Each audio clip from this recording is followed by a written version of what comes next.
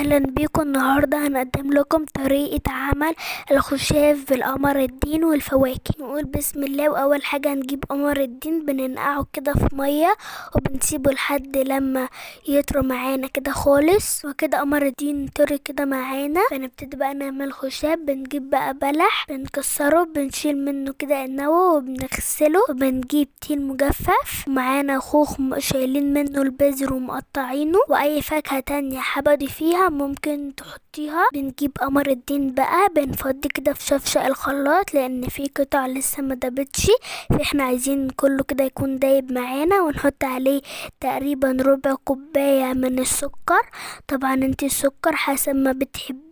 بنضربه كويس وبندوب قمر الدين والسكر كده في الخلاط كويس. ونجيب بقى شفشق نفضي فيه البلح اللي معانا وتين والخوخ واي فاكهة حابة تضيفيها ممكن.